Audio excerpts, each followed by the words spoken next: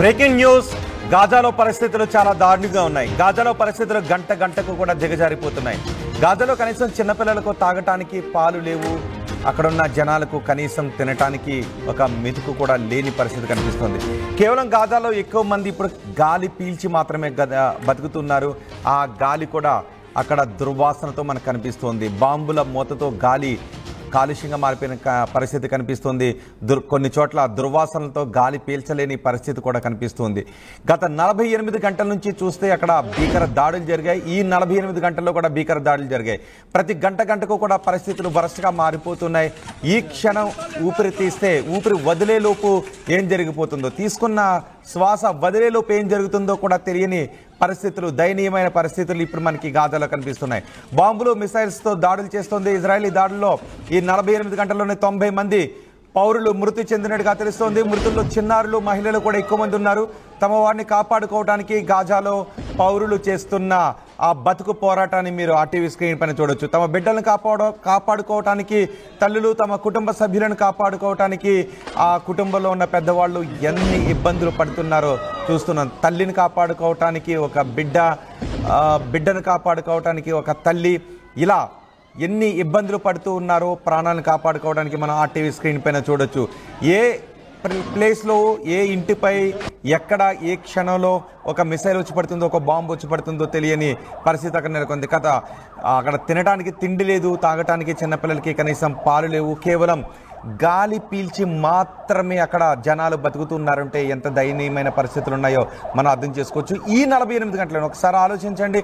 మనం ఇక్కడ ఏదైనా చిన్న ఇబ్బంది తలెత్తితేనే హక్కులకు భంగం వాటిల్లింది, బతకలేకపోతున్నామని అంటాం. కానీ గాజాలో ఎలాంటి పరిస్థితులు ఉన్నాయో, వాళ్ళు ఏ క్షణం ఎంతసేపు బతుకుంటారో తెలియని పరిస్థితి అక్కడ కనిపిస్తున్నాయి. ఇప్పటికే ఎంతో మంది అక్కడ చనిపోయారు. ఎక్కడ చూసినా శవాల కుప్పలే మనకి కనిపిస్తున్నాయి. గాజాలో పరిస్థితులు అంతకంతకీ కూడా దిగజారిపోతున్నాయి. హమాస్ను అంతమొందించడమే లక్ష్యంగా ఇజ్రాయెల్ ముందుకు వెళ్తుంది. హమాస్ చేతిలో బందీలుగా ఉన్న వారందరినీ అన్కండిషనల్గా వదిలేయాలి అని ఇజ్రాయెల్ డిమాండ్ చేస్తుంది. ఒకసారి 3వ బాక్స్లో చూడండి. ఆ క్షణం వరకు అక్కడ సాధారణ పరిస్థితులు ఉన్నాయి. ఒక్కసారిగా బాంబు పడేటప్పటికీ అక్కడ మరణ మృదంగం మోగింది. పెద్ద శబ్దంతో బాంబు పడింది. అక్కడ ఉన్న వాళ్ళంతా కూడా చనిపోయారు. ఈ 48 గంటల్లోనే 90 మంది చనిపోయారు. ఎందుకు పుట్టాము అనేది కూడా వాళ్ళకి తెలియని చావు వస్తూ ఉంది అంటేనే పరిస్థితి మనం అర్థం చేసుకోవచ్చు ఎంత దయనీయంగా ఉందో. కనీసం ఎక్కడైనా ఆహార పదార్థాలు తీసుకొస్తూ ఉంటే, ఎవరైనా సాయం చేయడానికి ముందుకు వస్తూ ఉంటే ఒక మెతుకు దొరికితే చాలు, కడుపు నింపుకుంటాం. నాలుక పైన ఒక్క మెతుకు పడితే చాలు, కొంచెం ఓపిక వస్తుంది, ప్రాణం నిలబడుతుందేమో అనే ఒక దయనీయమైన పరిస్థితి అక్కడ కనిపిస్తుంది. అయితే ఇప్పటికే 95% సహాయం గాజాలో నిలిచిపోయింది. ఇజ్రాయెల్ ఆంక్షల కారణంగా అక్కడ ఎటువంటి సాయం అందడం లేదు. బహుశా అవకాశం ఉండుంటే గాలి కూడా అటు వెళ్లకుండా ఇజ్రాయెల్ గోడలు కట్టేయడానికి అవకాశం ఉండుంటే ఆ పని కూడా చేసేదేమో. అక్కడ ఎటు చూసినా బాంబుల మూతతో దద్దరిల్లుతూ ఉంది. జనం ఏ క్షణం బతుకుంటామో తెలియని నిస్సహాయ స్థితిలో ఉన్నారు. ఒకసారి అక్కడ ఆ బాంబుల మూత, అక్కడ జరుగుతున్న స్పాట్ ఆడియో వీడియో ఒకసారి విందాం.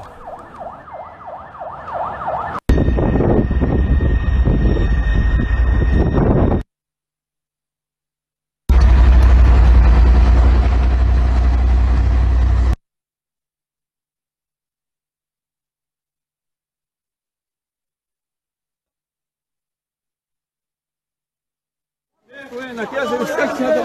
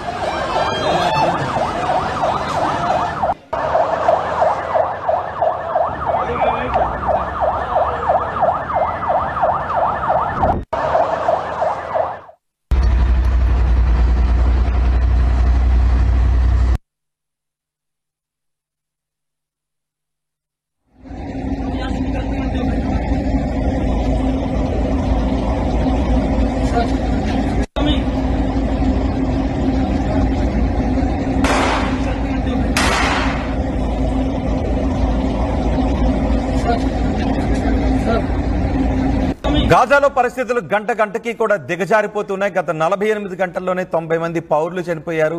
ఏ విధమైన సాయం కూడా గాజాలో అందడం లేదు. ఇప్పటికే 95% సాయం కూడా నిలిచిపోయింది. కేవలం గాలి తీసుకుని మాత్రమే అక్కడ జనం బతుకుతూ ఉన్నారు. చిన్నపిల్లల ఆకలి ఆర్తనాదాలు వింటూ ఉంటే వాళ్ళ తల్లుల కడుపులు తరుక్కుపోతున్నాయి. ఒక మెతుకు దొరికితే చాలు అనుకునే స్థితిలో అక్కడి ప్రజలు ఉన్నారంటే ఎంత దయనీయమైన బతుకులు బతుకుతున్నారో అర్థం చేసుకోవచ్చు. గాజాలో ఈ క్షణం ఎలాంటి పరిస్థితులు ఉన్నాయి మా ప్రతినిధి రామ్దాస్ అందిస్తారు. రామ్దాస్, గాజాలో పరిస్థితులు అంతకంతకు కూడా దిగజారిపోతున్నాయి. గంట గంటకు కూడా ఏ క్షణం ఎవరు బతుకుంటారో తెలియని దయనీయమైన పరిస్థితులు ఉన్నాయి. గత 48 గంటల నుంచి ఎటువంటి పరిస్థితులు కనిపిస్తున్నాయి?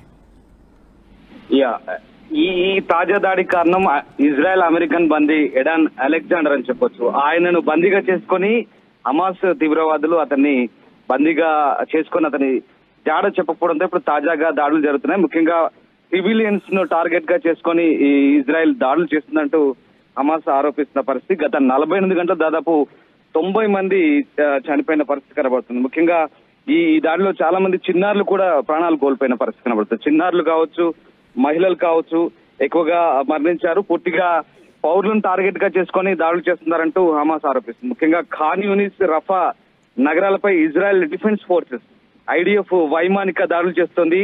ఉగ్రవాద సంస్థ హమాస్ తమ బందీలను విడుదల చేయాలంటూ డిమాండ్ చేస్తూ ఇజ్రాయెల్ అయితే ఈ దాడులను ముమ్మరం చేసినట్టుగా కనబడుతోంది. గాజా అంతటా దాడులను తీవ్రతరం చేస్తామని, ఆ ప్రాంతంలో భారీ భద్రతా మండలాలను ఆక్రమించుకుంటామని ఇజ్రాయెల్ ప్రతిజ్ఞ చేసింది. ఇప్పటికే ఈ నేపథ్యంలో అయితే దాడులను తీవ్రతరం చేసింది. కానీ మరోవైపు హమాస్ చెప్తుంది ఏంటంటే అలెగ్జాండర్ సోకాల్డ్ బందీ అతన్ని కాపలాగా ఉంచినటువంటి గార్డే చనిపోయాడు. ఇక అతని అడ్రస్ గురించి మాకు పూర్తిగా తెలియదంటూ ఇటు హమాస్ ఆరోపిస్తున్న పరిస్థితి. ఏదేమైనప్పుడు కూడా నిజంగా గాజాపై ఇజ్రాయెల్ అయితే విరుచుకు పడుతుంది. గత కేవలం 48 గంటల్లోనే 90 మంది పాలస్తీన్లు ప్రాణాలు కోల్పోయినట్టుగా గాజా ఆరోగ్య మంత్రిత్వ శాఖ చెప్తుంది.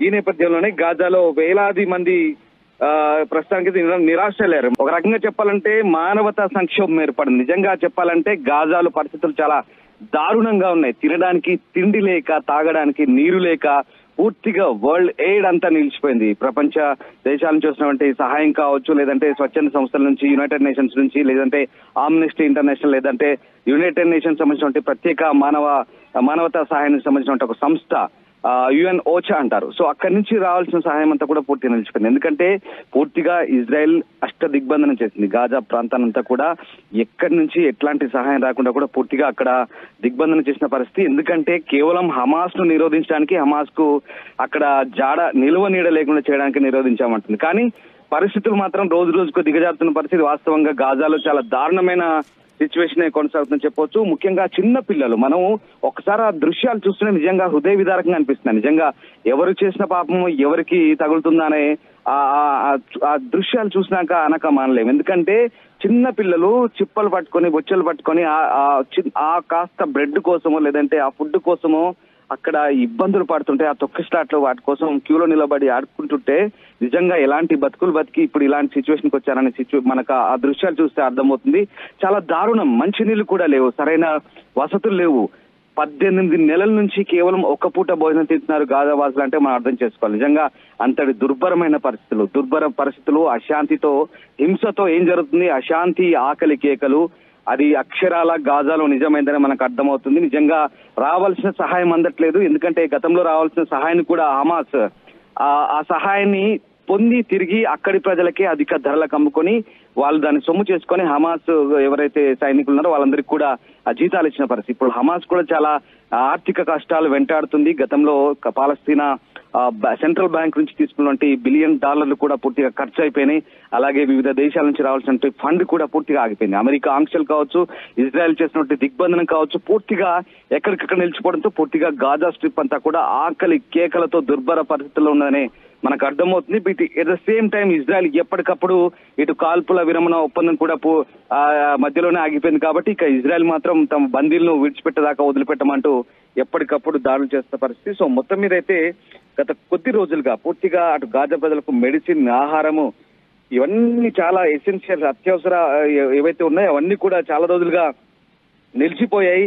చాలా తీవ్రమైన ఆందోళన కొనసాగుతుంది. నిజంగా ప్రపంచ దేశాలు ఒకసారి దృష్టి సారించాల్సిన అవసరం కనబడుతుంది. 2023 అక్టోబర్ 7న ఇజ్రాయెల్ హమాస్ యుద్ధం ప్రారంభమైనప్పటి నుంచి ఇప్పటి వరకు గాజాలో దాదాపు 51,000 మందికి పైగా పాలస్తీనియన్లు మరణించారు. అలాగే దాదాపు 1,16,000 మందికి పైగా గాయపడ్డట్టుగా గాజా ఆరోగ్య శాఖ చెప్తోంది. ఏదేమైనా చాలా పెద్ద మానవతా సంక్షోభం నిజంగా గాజాలో చాలా తీవ్రమైన పరిస్థితులు నెలకొన్న సందర్భం కనబడుతుంది. ఆ దృశ్యాలు చూస్తుంటే నిజంగా ఒక్కసారి మనం అంతర్జాతీయ వార్తా కథనాలు కానీ ఇవన్నీ కూడా చూస్తుంటే ఆ దృశ్యాలు నిజంగా చాలా హృదయ విదారకంగా అనిపిస్తున్నాయి. ఎంతటి దారుణమైన పరిస్థితులు గాజాలో.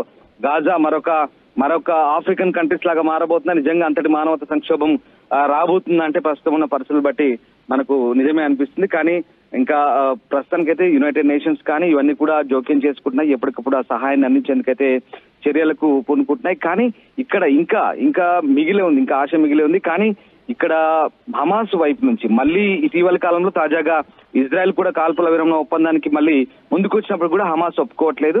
బట్ ఏదేమైనా ప్రస్తుతానికి అయితే గాజాలో చాలా దారుణమైన సిచ్యువేషన్ నెలకొందని చెప్పొచ్చు. తాజాగా జరిగిన దాడిలో దాదాపు 90 మంది మరణించారు. శాంతి చర్చలు అనేది ఇంకా అసాధ్యమని అనుకోవాలా? అంటే ప్రస్తుతానికి మొన్నటి వరకు కాల్పుల విరమణ ఒప్పందానికి సంబంధించి ఇటు లెబనాన్ ఇజ్రాయెల్ చేసిన ఒప్పందం అయితే సక్సెస్ అయింది. లెబనాన్ పై దాడులు ఆగిపోయాయి. లెబనాన్ లో హిజ్బుల్లాని పూర్తి స్థాయిలో కాస్త అణిచివేయగలిగింది. కానీ గాజాలో ఉన్నటువంటి హమాస్, లెబనాన్ హిజ్బుల్లా మాత్రం ప్రస్తుతానికి తగ్గింది. కానీ ఇక్కడ గాజాలో ఉన్నటువంటి హమాస్ మాత్రం గాజా స్ట్రిప్ అంతా కూడా హమాస్ దుశ్చర్యలకు ఇంకా కూడా వైపు ఇటు కాల్పుల విరమణ ఒప్పందం ముగిసిన తర్వాత మళ్ళీ ప్రతిదాడులు కొనసాగుతున్నాయి. ఇజ్రాయెల్ మళ్ళీ కాల్పుల విరమణ ఒప్పందానికి ముందుకు వచ్చినప్పటికీ కూడా హమాస్ కాస్త వెనక ముందు అవుతున్న పరిస్థితి. ఎందుకంటే బందీల విషయంలో స్పష్టత లేదు. ఇక్కడ బందీల విషయంలో స్పష్టత లేకపోవడమే ప్రస్తుతం ఈ సీజ్ ఫైర్ సంబంధించినటువంటి టాక్స్ ఏవైతే ఇంకా వెనుకబడుతున్నాయని మనం అర్థం చేసుకోవాలి. కానీ ప్రస్తుతానికి ఉన్న పరిస్థితులను బట్టి చూస్తే మీరు అన్నమాట నిజమే అనిపిస్తుంది. ఇప్పటికైతే ఇంకా అంతర్జాతీయ జోక్యం మరి చేసుకొని కనుక ఒకవేళ మళ్ళీ ఈ కాల్పుల విరమణ ఒప్పందం కనుక జరిగితే పరిస్థితులు చక్కబడే అవకాశం ఉంది. ఇప్పటికే మీకు తెలిసింది గాజాలో చాలా మంది ప్రజలు హమాస్ కు వ్యతిరేకంగా తిరగబడ్డారు కూడా మొన్న ఈ మధ్య కాలంలో. హమాస్ వల్లే మేము ఈ దుర్భర పరిస్థితులకు వచ్చాం. ఎందుకంటే ఇప్పటికే డజన్ సార్లు ఇప్పటికే చాలా సార్లు వలస వెళ్లడము రావడము చాలా ప్రాంతాల్లో దక్షిణ గాజా ప్రాంతాల్లో కావచ్చు, ఉత్తర గాజా ప్రాంతాల్లో కావచ్చు, పూర్తి గాజా స్ట్రిప్ అంతా కూడా అల్లకల్లోలంగా మారిన పరిస్థితి. ప్రజలంతా కూడా ప్రాణాలు అరచేతిలో పెట్టుకొని అక్కడి నుంచి వలస వెళ్తున్నారు. మళ్ళీ పరిస్థితులు చక్కబడగానే వస్తున్నారు, మళ్ళీ దాడులు కాగానే మళ్ళీ వెళ్ళిపోతున్నారు. కేవలము జనావాసాలే కాదు, హాస్పిటల్స్ అలాగే స్కూల్స్ అన్ని ప్రాంతాల్లో కూడా ఆ దాడులు ఇజ్రాయెల్ చేస్తున్నటువంటి హమాస్ టార్గెట్ గా చేసిన దాడులు సివిలియన్స్ కూడా చాలా మంది ప్రాణాలు కోల్పోతున్నారు. అమాయక పిల్లలు, వృద్ధులు కూడా అందరూ ప్రాణాలు కోల్పోతున్న పరిస్థితి. ఈ నేపథ్యంలోనే ప్రస్తుతం ఉన్నటువంటి సిచ్యువేషన్ అయితే నిజంగా చాలా దారుణ పరిస్థితులకే దారితీసే అవకాశం కనిపిస్తుంది. ఇవన్నీ కూడా దాడులు ఒక ఎత్తు అయితే అక్కడ సహాయం లేదు పూర్తిగా. నేను మీకు ఇందాకే ఎక్స్ప్లెయిన్ చేశాను, సహాయం లేదు పూర్తిగా. అంతర్జాతీయ స్థాయిలో అందాల్సినటువంటి సహాయం అంతా కూడా నిలిచిపోవడంతో చాలా దారుణమైన సిచ్యువేషన్ ఉంది. ఇదంతా కేవలం ఇజ్రాయెల్ మేము హమాస్ ను కట్టడి చేసేందుకే చేస్తున్నామని చెప్తున్నప్పటికీ కూడా పరిస్థితులు నానాటికి దిగజారుతున్నాయి. కానీ ఇక్కడ హమాస్ కూడా ఏమాత్రం తగ్గట్లేదు. హమాస్ కి అటు ఇరాన్ వైపు నుంచి వస్తున్నటువంటి సహాయం అంతో కొంత సహాయంతోనే ప్రస్తుతం అయితే కాలం వెళ్లదీసిన పరిస్థితి. కానీ ఇజ్రాయెల్ కూడా చెప్తుంది మేము ఇలా కట్టడి చేస్తున్నాం కాబట్టి రాబోయే రోజులు ఖచ్చితంగా అన్ని రకాల దిగ్బంధనం చేసాం కాబట్టి ఇక హమాస్ కు నిధులు అందవు, అలాగే రక్షణ సహాయం కూడా ఇక్కడ నుంచి పరికరాలు కూడా అందవు కాబట్టి ఇక హమాస్ పని అయిపోయినట్టే ఇజ్రాయెల్ భావిస్తుంది. ఇజ్రాయెల్ మాత్రం చాలా తీవ్రంగానే పరిగణిస్తుంది. ఇంకా కూడా పూర్తి స్థాయిలో హమాస్ ను అణిచివేసే వరకు కూడా తమ దాడులు కొనసాగుతాయని చెప్తూనే ఉన్నాయి. కంటిన్యూగా చూస్తున్నా ఏదో ఒక రోజు ఏదో ఒక చోట అసలు మారణ హోమం అని చెప్పొచ్చు. ఈ రకంగా 2023 అక్టోబర్ లో స్టార్ట్ అయిన ఈ యుద్ధం ఇంకా దాదాపు 18 నెలలు కావస్తుంది, కంటిన్యూ అవుతుంది. ప్రస్తుతానికైతే గాజా ప్రజలైతే హమాస్ వల్ల ఒక రకంగా సర్వనాశనం అయ్యారని చెప్పుకోవచ్చు. చాలా ఇబ్బందికర పరిస్థితులు ఉన్నాయి, బతుకులు ఛిద్రమైపోయాయని చెప్పవచ్చు. చాలా దారుణమైన పరిస్థితులు. మనం సూడాన్, సోమాలియాలో చోటు చేసుకుంటే మానవతా సంక్షోభాలే ఆకలికి ఏకలే మళ్ళీ గాజాలో చూడబోతున్నామా అంటే ఇప్పుడున్న సిచ్యువేషన్ బట్టి ఇంకా అలాంటి పరిస్థితులే దాపురించే అవకాశం అయితే కనిపిస్తుంది. కానీ ఒకవేళ హమాస్ కనుక తగ్గితే కనుక, అంతర్జాతీయ జోక్యం ఉంటే కనుక, ప్రస్తుతానికి అవన్నీ కూడా దారులు తెరుచుకుంటే కనుక ఆ సహాయం అందుతుంది. అటు మానవతా సహాయం కావచ్చు, మెడిసిన్ కావచ్చు, ఆహారం కావచ్చు, మంచినీళ్ళు కావచ్చు, ఏదైనా సరే ఇలాంటి సహాయాలు అంతే కనుక మళ్ళీ గాజాలో పరిస్థితులు చక్కబడే అవకాశం ఉంది. అంతవరకు కూడా ఇంకా ఇలాంటి దారుణ పరిస్థితులు కొనసాగే అవకాశం అయితే కనపడుతోంది. రైట్ రామ్దాస్, గాజాలో పరిస్థితులు అంతకంతకి కూడా దిగజారిపోతూ ఉన్నాయి. గాజాలో మరణం మృదంగం మోగుతూనే ఉంది. గత 48 గంటల్లో గాజాలో జరిగిన భీకర దాడుల కారణంగా 90 మంది చనిపోయారు. ఈ మృతుల్లో మహిళలు చిన్నారులే ఎక్కువగా ఉన్నారు. ఎప్పటికీ అక్కడ సాధారణ పరిస్థితులు వస్తాయి అసలు తెలియని పరిస్థితి కనిపిస్తుంది. ముఖ్యంగా బందీలకు సంబంధించి అయోమయం నెలకొనడంతోనే ఈ దాడులు జరిగినట్టుగా తెలుస్తోంది. ఏ క్షణంలో ఇటువైపు నుంచి ఒక బాంబు వచ్చి పడుతుంది, ఇటువైపు నుంచి ఒక మిసైల్ వచ్చి పడుతుందో తెలియని అయోమయ స్థితిలో ఉన్నారు. తమ వారిని కాపాడుకోవడానికి సాధారణ పౌరులు పడుతున్న కష్టాలను చూస్తూ ఉంటే మిగిలిన చూస్తున్న దృశ్యాలు చూస్తుంటే అందరికీ కూడా హృదయం ద్రవించిపోతుంది. కనీసం చిన్నపిల్లలకు తాగడానికి పాలు లేవు, ఎవరికి కూడా తినడానికి తిండి లేదు, కనీసం గాయపడ్డ వాళ్ళకి వేసుకోవడానికి మందులు కూడా లేవు. ఇజ్రాయెల్ ఆంక్షల కారణంగా గాజాలో 95% సహాయక చర్యలు కూడా నిలిచిపోయాయి. అరకొర మాత్రమే అక్కడ సహాయక చర్యలు కొనసాగుతున్నాయి. కేవలం గాజాలో ఇప్పుడు ప్రజలు గాలి తీసుకుని మాత్రమే బతుకుతున్న దుర్భర పరిస్థితులు కనిపిస్తున్నాయి.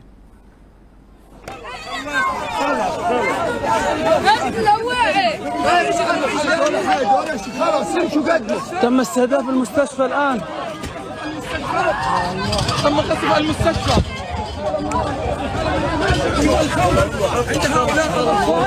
حسبنا الله ونعم الوكيل.